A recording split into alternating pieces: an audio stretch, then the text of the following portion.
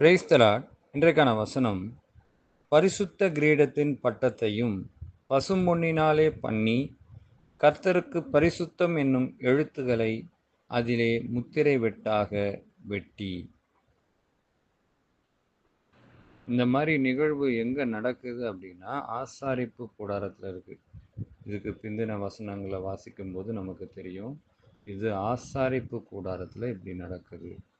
இப்போ ஆசாரிப்பு கூடாரம்னா என்ன? தேவன் தங்கும் ஸ்தலம், தேவன் வாசம் பண்ணும் இடம். இன்னும் புரிகிற மாதிரி சொல்லணும்னா ஆலயம், தேவனுடைய ஆலயம். அதுதான் ஆசாரிப்பு கூடாரம். அந்த ஆசாரிப்பு கூடாரத்தில் இப்படிப்பட்ட விஷயங்கள்லாம் இருக்கணும் அப்படின்னு ஆண்டவர் சொல்கிறாரு.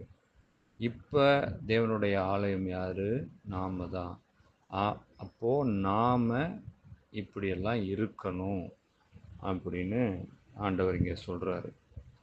பரிசுத்த கிரீடம் அப்படின்னா இது எதை குறிக்குது அப்படின்னா, தேவனுடைய பரிசுத்தம், அவருடைய மகிமை, அவருடைய அரசாட்சி, அதை குறிக்கிறதா இருக்குது. அப்போ இது நமக்கு கிரீடமாக எண்ணப்படுகிறது.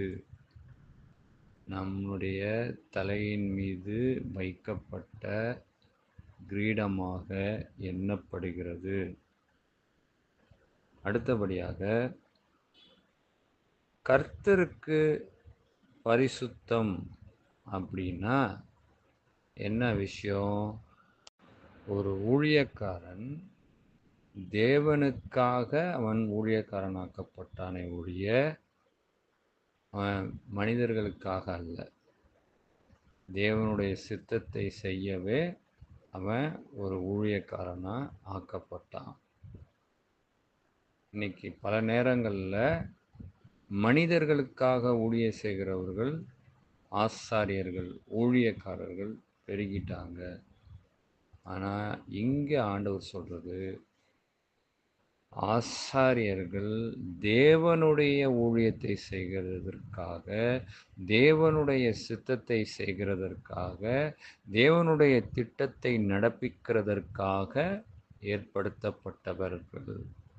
மாறாக மனிதனுடைய இச்சை ஆசைகளை நிறைவேற்றவும், காதுக்கினிய பிரசங்கங்களை பேசவும், மனிதர்களை வசப்படுத்தி கொள்கிறதற்காக தேவையில்லாத வார்த்தைகளை பேசி, கவர்ச்சியான வார்த்தைகளை பேசி அவர்களை கவர்ந்து கொள்ளவும், ஆதாயம் தேடவும், அதற்கான பணி இந்த ஆசாரிய பணி அல்ல, ஊழிய பணி அல்ல. இது தேவனுடைய சித்தத்தை நிறைவேற்றுகிற ஊழிய பணி. அடுத்தபடியா, பசும்பொன்னினாலே அப்படிங்கும்போது என்ன அப்படின்னா,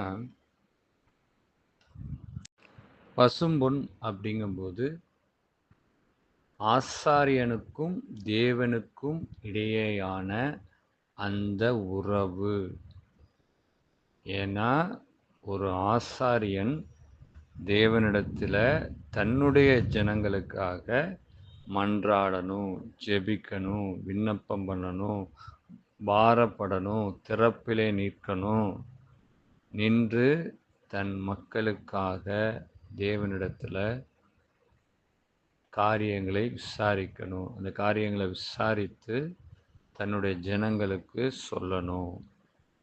ஆசாரியன் அப்படிங்கும்போது ஊழியக்காரன், ஊழியக்காரி.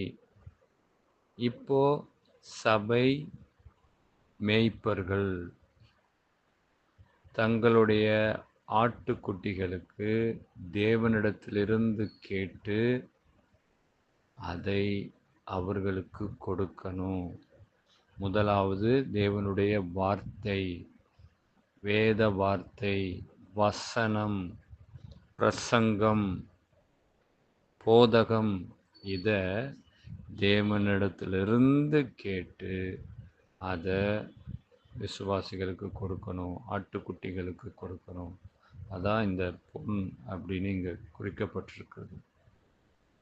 அதனால் ஆசாரிய ஊழியம்ங்கிறது ரொம்ப லகுவான காரியம் இல்லை. ஏனோ தானோன்னு செய்யக்கூடிய ஒரு பணி அல்ல. இது மிகுந்த கனம் உள்ளது. பயத்துடனும் நடுக்கத்துடனும் தேவ சித்தத்துடனும் செய்யக்கூடிய ஒரு ஊழியமா இந்த ஊழியம் இருக்குது. இது எப்படி இருக்கணுமா? பரிசுத்த கூடாரம், ஆசாரிப்பு கூடாரத்தில் இந்த ஊழியம் இப்படிப்பட்ட நிலையில தான் செய்யப்படணும். ஸோ ஊழியங்கிறது ஏனோ தானோன்னு செய்யக்கூடிய ஒரு பணி அல்ல. இது அர்ப்பணிப்பு. இது ஒரு பிரித்தெடுக்கப்பட்ட ஒரு நிலை. உலகத்திலிருந்து வேறு பிரித்தெடுக்கப்பட்ட ஒரு நிலை. உலகத்தோட ஒத்த வேஷம் தரிச்சுக்கிட்டு நான் ஊழியம் செய்கிறேன் அப்படின்னு செய்தால் அதில் எந்த பிரயோஜனமும் இல்லை. எந்த ஆத்மாவையும் ஆதாயம் பண்ண முடியாது. ஆனால் அதே நேரத்தில் பிரித்தெடுக்கப்பட்ட நிலையில் இருக்கும் பொழுது, அர்ப்பணிப்புடன் இருக்கும் பொழுது, இந்த ஊழியத்தை நாம் உண்மையுடனும் உத்தமத்துடனும் செய்வோம். காதுள்ளவர்கள் கேட்க கடவர்கள். ஆமென்.